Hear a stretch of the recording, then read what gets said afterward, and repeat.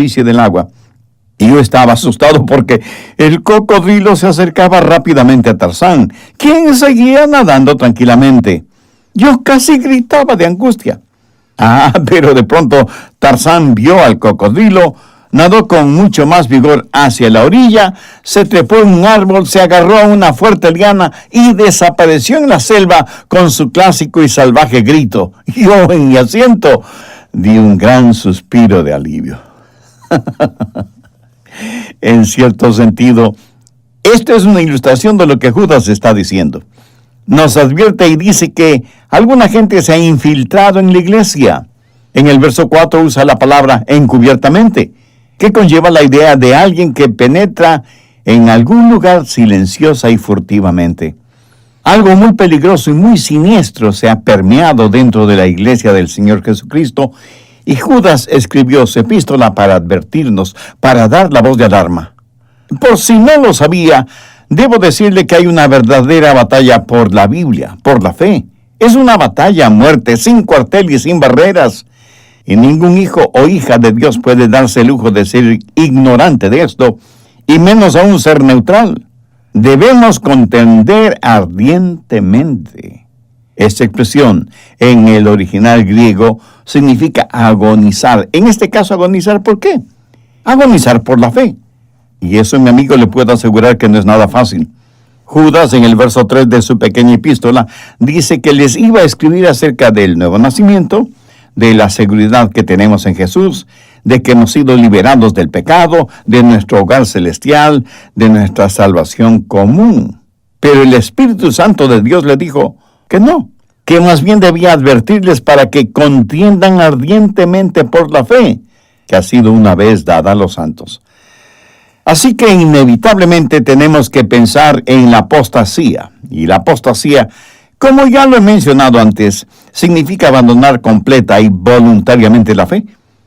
Y en la actualidad, uno no sabe con certeza si en la iglesia hay más genuinos creyentes que apóstatas. ¿Cuáles son los peligros de la apostasía? Veamos el versículo 4. Porque algunos hombres han entrado encubiertamente. Aquí se refiere a aquellos que entran silenciosa y sigilosamente, como el cocodrilo en el agua. ¿Se acuerda? Pero hay otra forma en que esta expresión es usada, y tiene que ver con quien viene sin haber sido invitado. Y por no haber sido invitado, no entra por la puerta principal, sino por una puerta lateral, donde seguramente nadie está vigilando esa puerta. ¿Cuál es el peligro de la apostasía? Primero, el peligro de la decepción, y segundo, el peligro de la destrucción. Por eso es que Judas escribe estas advertencias, por eso está haciendo sonar la alarma. Y cuán trágico es cuando no hacemos caso a esas advertencias, o cuando estamos sordos espiritualmente, tanto que no escuchamos el sonar de la alarma. Estuve leyendo acerca del capitán Smith, que fue el capitán del enorme y lujoso transatlántico Titanic. Creían que era el barco que no podía hundirse. De hecho, los dueños y los constructores de esa hermosa nave proclamaron llenos de orgullo y vanidad que ni siquiera Dios podía hundir ese barco. Y lo irónico es que se hundió en su viaje inaugural. Al iniciar su viaje, el Titanic, el capitán Smith recibió un mensaje advirtiéndole para que tenga cuidado porque estaría navegando en aguas cubiertas por témpanos de hielo. Pero el capitán Smith se guardó ese mensaje en el bolsillo, y minutos más tarde, siendo ya de noche, un témpano de hielo hirió de muerte el costado del Titanic, y 1,400 personas murieron y se quedaron sepultadas en esa tumba líquida, con capitán y todo. ¿Por qué? Porque el capitán Smith hizo caso omiso a la advertencia que recibió acerca de los témpanos de hielo. Se guardó esa advertencia en el bolsillo y no hizo nada al respecto. También he leído acerca del sargento Joseph Lockhart, quien en 1941 estuvo sentado frente a su radar en la base naval de los Estados Unidos en Honolulu, y vio en la pantalla de su radar un grupo de aviones que se acercaban a Pearl Harbor, en formación de combate. Esto fue el 7 de diciembre de 1941. De inmediato le informó a su superior de esta novedad, pero su superior le dijo que seguramente eran aviones amigos. y que no se preocupara del asunto. Minutos más tarde, 3,000 jóvenes oficiales de élite se vieron envueltos en un infierno de llamas, humo y destrucción, y perdieron la vida en Pearl Harbor, porque un superior no hizo caso de lo que un sargento vio en la pantalla de su radar. Judas dice que debemos estar vigilantes. Debemos contender ardientemente porque hay el peligro de la apostasía, que es, primero, receptivo y segundo, destructivo. En el programa anterior les dije que de las 100 primeras universidades que comenzaron a funcionar en los Estados Unidos, 88 de ellas comenzaron como instituciones educativas basadas en la Biblia para el esparcimiento y propagación del Evangelio del Señor Jesucristo. Por ejemplo, la Universidad de Yale comenzó en 1701 con énfasis en la predicación del Evangelio. El presidente de Yale en 1814 fue el Dr. Timothy Dwight, y esto es lo que él dijo a los estudiantes: Cristo es la única verdad y el único acceso vivo al Padre. Por lo tanto, entréguense totalmente a Él con toda confianza, y el gran trabajo de la vida será realizado. ¿Se imagina en la actualidad al presidente de Yale dirigiéndose en esos términos a los estudiantes? No duraría como presidente de esa universidad ni 5 minutos. Y la Universidad de Harvard tenía reglas de conducta para los estudiantes allá en 1646. Por ejemplo, primero, cada estudiante debía considerar como la meta principal de su vida y sus estudios el conocer a Dios y tener una vida eterna con el Señor Jesucristo. Y no podían ingresar a esta universidad si esto no era una realidad en sus vidas. Segundo, cada estudiante debía buscar la sabiduría de Dios por medio del estudio de la Biblia y la oración. Tercero, cada estudiante debía estar preparado para dar razón de su fe y dar cuenta de su capacidad tanto en la observación teórica del lenguaje, tanto como la práctica lógica de las verdades espirituales. En la actualidad, ya no hay ni sombra de estas reglas de conducta para los estudiantes de Harvard. ¿Y qué de Princeton? En sus inicios, exigía que la facultad esté convencida de la necesidad de la experiencia religiosa de la salvación. John Witherspoon, su primer presidente, dijo: sea anatema todo aprendizaje que esté en contra de la cruz de Cristo. Sea anatema todo aprendizaje que no coincida con la cruz de Cristo. Sea anatema todo aprendizaje que no sirva para promover la causa de Cristo. He mencionado Yale, Harvard y Princeton porque son universidades muy conocidas, y muy pocas personas saben que esas universidades, al principio de sus actividades educativas, tenían bases y fundamentos bíblicos. Pero ese es el peligro de la apostasía, que ha afectado no solo a establecimientos educativos, sino también a bien establecidas y grandes denominaciones. Tanto es esto cierto que el secretario de misiones de una conocida denominación dijo lo siguiente: hemos renunciado a toda esperanza de salvar a esta generación. Nuestros esfuerzos ahora están enfocados hacia la nueva generación. Ya no enviaremos más misioneros simplemente para evangelizar. Nuestra esperanza será la educación. En cambio, otros pastores, ministros y misioneros hacen declaraciones poco menos que increíbles. Un muy conocido pastor dijo: yo no creo en la doctrina de la salvación por la sangre de Cristo. Gracias a Dios, yo no he sido salvado por la sangre de nadie. La salvación por sangre es el evangelio del matadero, de las carnicerías. Esto lo dijo un ministro del evangelio, no un líder de algún culto misterioso o extraño. Hoy existe el punto de vista crítico que dice que el evangelio de milagros representa las groseras ideas de una época de supersticiones que ya no es digno de confianza. Y hay quienes aseguran que el relato del nacimiento virginal fue indudablemente influenciado por fábulas paganas a fin de asegurar el honor de una paternidad celestial, y que si creemos en el nacimiento virginal, estamos creyendo en un mito, en una fábula pagana. Lo triste de todo esto es que muchos de los que predican y enseñan estas cosas están detrás de lujosos escritorios sagrados o frente a una congregación que escucha y a veces tiene que pagar para que les enseñen estas cosas. Vivimos en una sociedad cerrada e ingenuamente creemos que todos van a la iglesia a adorar como nosotros adoramos. Pues no es así. Ese es el peligro de la apostasía. Judas habla no solo de los peligros de la apostasía, sino que describe a los apóstatas. Miremos el verso 4. Porque algunos hombres han entrado encubiertamente, los que desde antes habían sido destinados para esta condenación. Según Judas, ¿cuáles son las características de estos apóstatas? Primero, son hombres impíos. Segundo, habían convertido la gracia de Dios en libertinaje. Tercero, negaron al único Dios verdadero y al Señor Jesucristo. Y con esto Judas primero habla del carácter de ellos, segundo habla de la conducta de ellos y tercero habla del credo de ellos. En cuanto al carácter, Judas dice que los apóstatas son impíos. Ahora, ¿qué significa esto?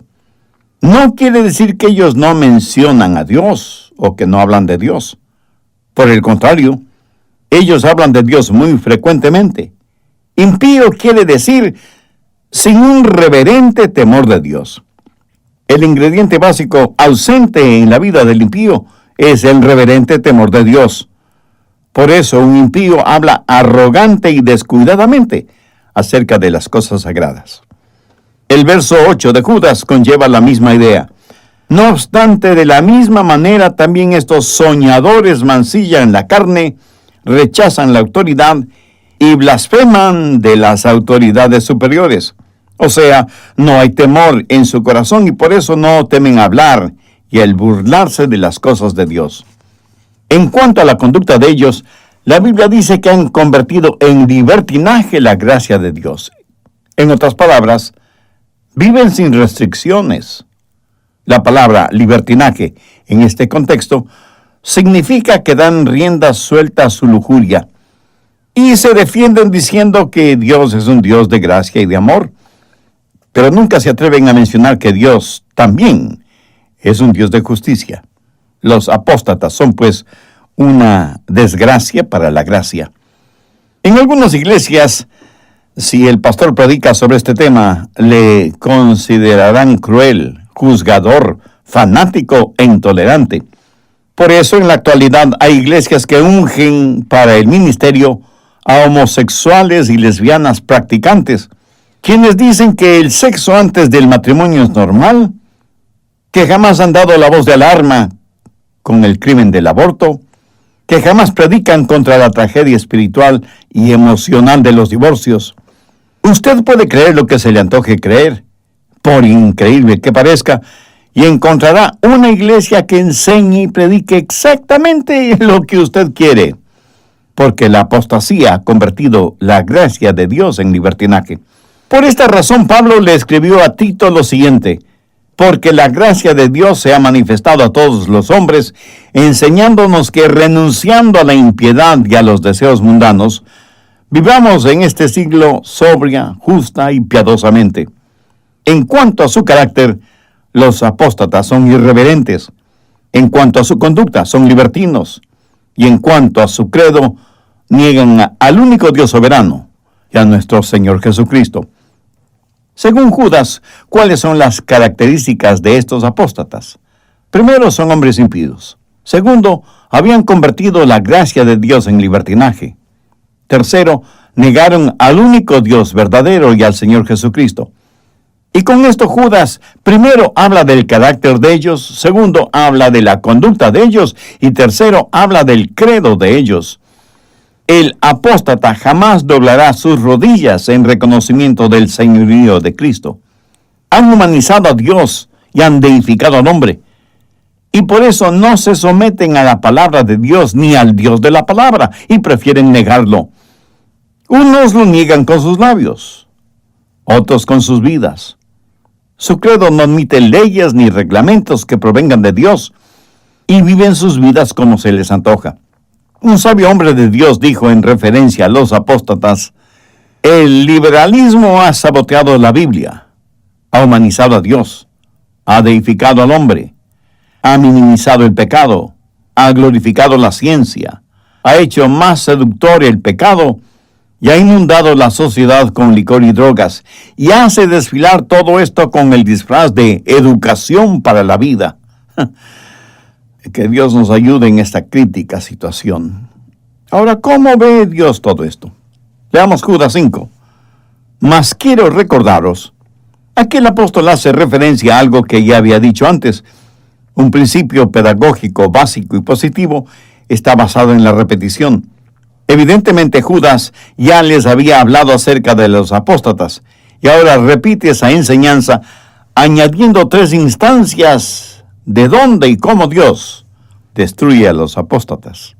Leamos el verso 5 en su totalidad. Mas quiero recordaros, ya que una vez lo habéis sabido, que el Señor, habiendo salvado al pueblo sacándolo de Egipto, después destruyó a los que no creyeron. Eso es algo muy interesante. Cuando el pueblo de Israel abandonó Egipto, todos salieron juntos, y después de haber sido protegidos por la sangre del Cordero, cruzaron en forma milagrosa el Mar Rojo, y todos parecían estar viajando juntos. Pero era una multitud mezclada que había experimentado la sobrenatural intervención de Dios para sacarlos de la esclavitud de Egipto. Sin embargo, algunos perecieron a manos de Dios. Dios los destruyó. Escúcheme, algunos fueron destruidos por Dios a pesar de sus experiencias. Quiero decir, aunque salieron de Egipto, nunca verdaderamente creyeron.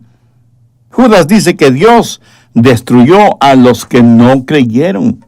Algunos de quienes me escuchan en este mismo momento, a lo mejor son apóstatas, y están perdidos y van a ser destruidos.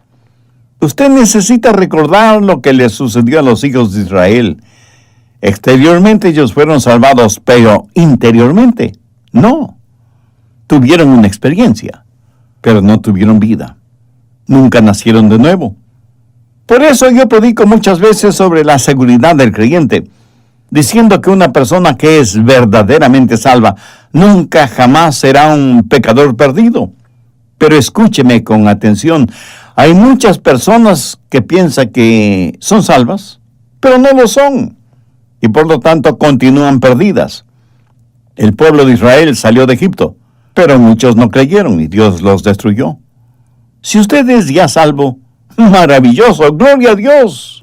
Y algunos de ustedes me dirán, pastor, me es difícil vivir la genuina vida cristiana. Hay muchas cosas en mi vida que no están bien. Pero una cosa sé con seguridad, recuerdo muy bien cuándo y dónde me salvé. Permítame decir algo en este punto. No es tan importante que usted recuerde el lugar y la fecha de su salvación. Lo importante es cómo vive su cristianismo hoy en el lugar en que Dios le ha puesto. Déjeme ilustrar esto. Si está casado, lo importante no es dónde se casó, sino si permanece casado. Quiero decir, la pregunta importante no es dónde se salvó, sino ¿es usted salvo ahora, este día, este momento? Hay muchas personas que han salido de su Egipto espiritual, que han pasado por esa experiencia, pero la Biblia dice que Dios las destruyó. ¿Por qué? Porque fueron apóstatas. Tenían una semblanza de santidad, pero con sus vidas negaban el poder de ella. Llegaron hasta las fronteras de la verdad, pero nunca cruzaron esa frontera. Nunca tuvieron una fe genuina, y es muy triste cuando la gente solo tiene esa clase de religión. Judas les hace acuerdo que aunque salieron de Egipto, Dios destruyó a los que no creyeron. Así que hubo destrucción, a pesar de la profesión de fe. En segundo lugar, hubo destrucción a pesar de la posición. Veamos el verso 6. Y a los ángeles que no guardaron su dignidad, sino que abandonaron su propia morada, los ha guardado bajo oscuridad en prisiones eternas para el juicio del gran día. Ciertos ángeles cometieron horribles pecados. Yo personalmente creo que el pecado que cometieron fue el de cohabitación, en referencia a las hijas de los hombres antes del diluvio. Produjeron una raza de monstruos identificados en la Biblia como hombres de renombre. Estos especialmente viles y malvados ángeles que hicieron lo que no debían hacer, fueron puestos en un lugar especial y encadenados con fuertes cadenas y puestos en oscuridad. Aquí no se refiere a demonios ordinarios porque, como ustedes seguramente bien lo saben, los demonios ordinarios no están encadenados. Esta es una clase especial de aquellos que pecaron mientras el arca era construida. Es increíble que gloriosos y resplandecientes ángeles, que son espíritus administradores que están junto al trono de Dios, hayan caído tan bajo en la vileza y la maldad. ¿Qué es lo que nos está diciendo Judas? Que si no tenemos el Evangelio de nuestro Señor Jesucristo en nuestro corazón, independientemente de nuestra posición, tengamos cuidado de no caer. Usted puede ser un pastor, o un misionero, o un líder laico, o un excelente profesor, o un influyente ejecutivo, y sin embargo puede caer. Usted puede tener posición sin posesión. Imagínese. Ángeles junto al trono de Dios que apostataron y cayeron. ¡Qué advertencia más solemne! A pesar de su profesión, los israelitas cayeron. A pesar de su posición, los ángeles cayeron. A pesar de sus posesiones, la gente de Sodoma y Gomorra cayó. Mire Judas 7, como Sodoma y Gomorra y las ciudades vecinas, las cuales de la misma manera que aquellos, habiendo fornicado e ido en pos de vicios contra naturaleza, fueron puestos por ejemplo, sufriendo el castigo del fuego eterno. ¿De qué está hablando Judas cuando dice vicios contra naturaleza? Está hablando del pecado de sodomía. Esta palabra viene directamente del nombre de Sodoma, que juntamente con Gomorra, alguna vez fueron ciudades que conocieron la verdad, que habían escuchado la verdad. De hecho, uno de los hijos de Noé estuvo todavía en la tierra cuando estas ciudades fueron destruidas. Habían conocido el juicio de Dios por medio del diluvio. Dios envió ángeles a estas ciudades para advertirles, pero ellos apostataron y cayeron y dieron las espaldas a Dios a pesar de sus posesiones. Y alguien seguramente me preguntará, Pastor, ¿por qué usted hace referencia a las posesiones? Bien, déjeme decirle algo. Si usted hubiera podido escoger el más hermoso lugar sobre la tierra en ese tiempo, seguramente hubiera escogido Sodoma. ¿Por qué? La tierra santa fue la tierra prometida, la tierra en donde fluía la leche y la miel. Era entonces el lugar más hermoso sobre la tierra, más hermoso que cualquier lugar turístico en cualquier lugar del mundo en la actualidad. Es la tierra que Dios prometió y dio a su pueblo. Y la ciudad de Sodoma era extraordinariamente hermosa. Recuerda cuando Abraham y Lot estaban escogiendo la tierra. ¿Qué es lo que Lot escogió? Sodoma. Él vio las siempre verdes llanuras de Sodoma y la ciudad misma era hermosa y lujosa. Si en la actualidad usted fuera a ese mismo lugar, lo único que encontrará será ruinas, desolación, polvo, rocas, sal, todo hundido en el mar muerto. Y es lo mismo que le puede suceder a cualquiera de nuestros países cuando, en términos generales, se vuelven apóstatas. El Israel de Dios, los judíos, muchos se volvieron apóstatas. Los ángeles apostataron. Sodoma y Gomorra apostató. Las personas apostatan a pesar de su profesión de fe o de su posesión, o a pesar de todas estas cosas, porque convierten en libertinaje la gracia de Dios. El castigo eterno será la destrucción de los apóstatas. Sodoma es una advertencia de Dios para todos nosotros para que no suframos las consecuencias del fuego del castigo eterno. Por último, ¿cómo podemos defendernos de los apóstatas? La Biblia dice que debemos contender ardientemente por la fe. Saquemos esto del plano de lo teórico y pongámoslo en el plano de lo práctico, que es nuestro vivir cotidiano. ¿Qué es lo que debemos hacer con la fe? ¿Cómo contender ardientemente? Porque creen que las epístolas fueron las esposas de los apóstoles. Cuando usted le pregunta a algún cristiano si cree que la Biblia es la palabra de Dios, le aseguro que le contestará afirmativamente. Pero si le pide que busque un versículo en el libro de Ezequiel, le mirará como si les hubiera hablado en un idioma desconocido. Amigo, es mejor que aprenda lo que la Biblia dice. Memorice y sigue el consejo que Pablo le dio a Timoteo. Procura con diligencia presentarte a Dios, aprobado, como obrero que no tiene de qué avergonzarse, que usa bien la palabra de verdad. Hay 3 grandes áreas que son el campo de batalla cuando está estudiando la verdad. Primero, la infalibilidad de las Escrituras. Segundo, la deidad de Cristo. Y tercero, la salvación por gracia, mediante la fe. Y es mejor que usted aprenda estas cosas porque casi cada culto, cada apóstata, va a estar equivocado en estas áreas.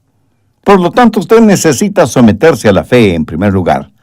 Segundo, necesita estudiar, profundizar su fe. Y en tercer lugar, usted necesita mostrar su fe. O sea, usted necesita vivir su fe, demostrar su fe cotidianamente.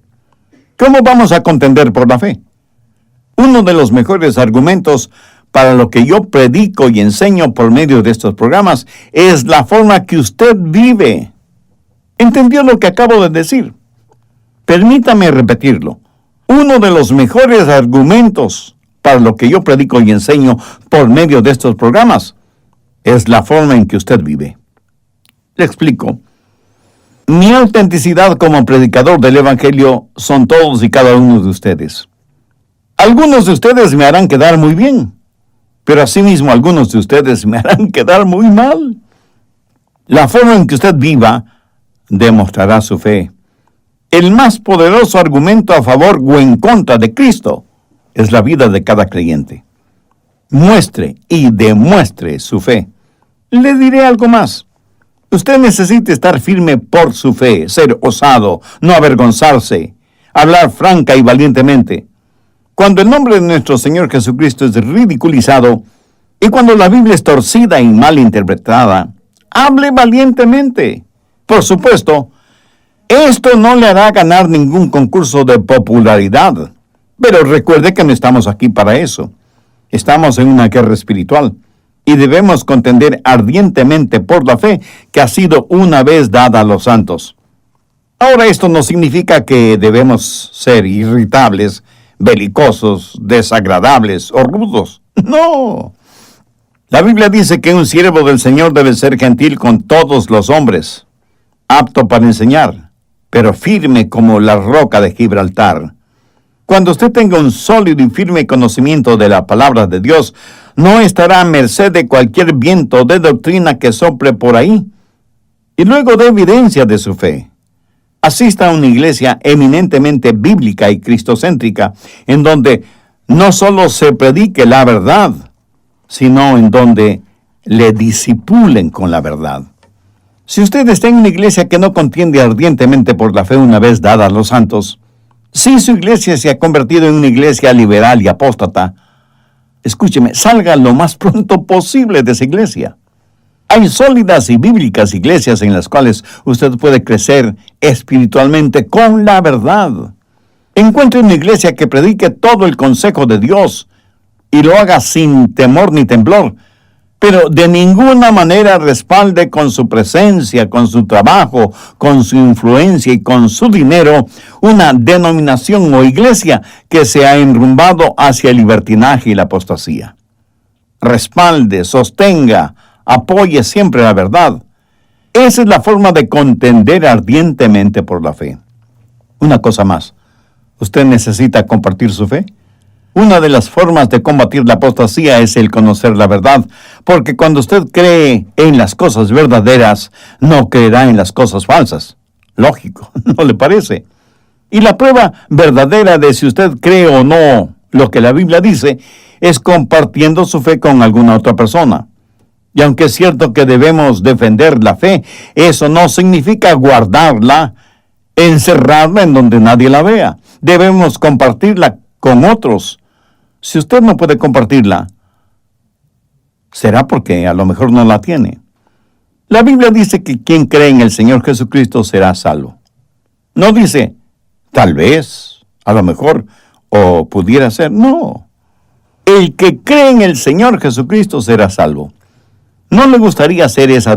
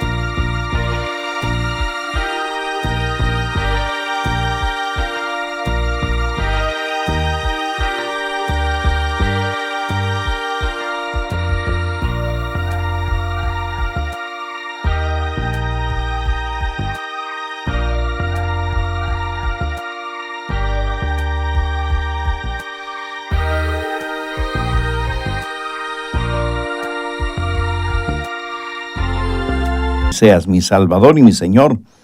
Desde ahora te entrego el control de mi vida y pido tu ayuda para que me hagas un instrumento útil y de bendición en tus manos.